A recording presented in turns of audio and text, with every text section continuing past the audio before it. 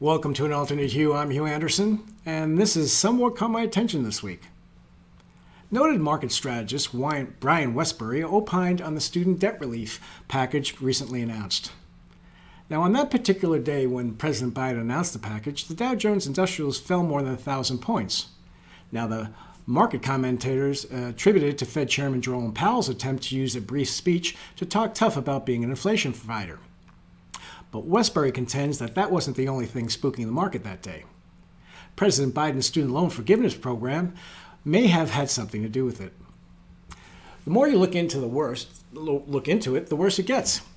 The executive order, which sent an already bad student loan system, a system designed more to create jobs for academics than to really help students, into overdrive, generating huge costs for taxpayers, soaring college prices, and a massive shift in resources toward the already bloated college sector, which already generates negative marginal value added for both students and our country, according to Wesbury. The Biden administration says the changes would cost $240 billion in the next 10 years.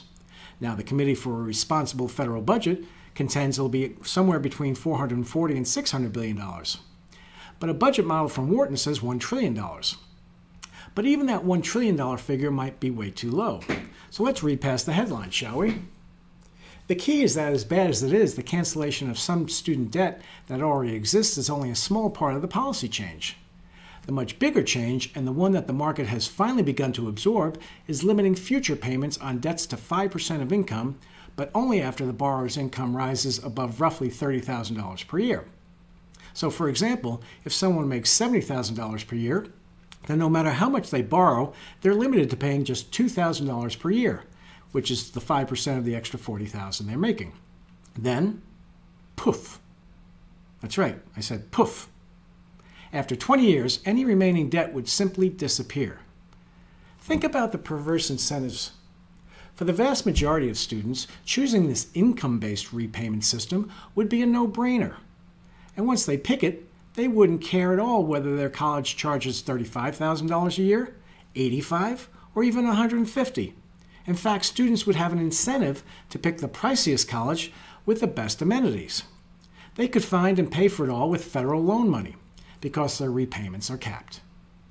Meanwhile, students would have the incentive to take out insane amounts of loans greater than what they need because they can turn the excess into cash for living expenses. Then they could use it to buy crypto, throw parties, or pretty much anything else, according to Wesbury. But who cares? The government would limit their future exposure and repayments. And here's what might be the worst part. Colleges would have an incentive to enroll students even if they have horrible future job and earning prospects. By enrolling people, no matter how poorly prepared they are, a college can charge whatever they want and get huge checks from the federal government. And the unprepared students won't care because they really don't have to pay it back.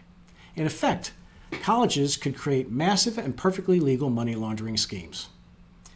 If the plan is implemented, be prepared for college costs to skyrocket even more than they already have. That's it for this week. I'm Hugh Anderson. Until next time, this has been An Alternate Hue.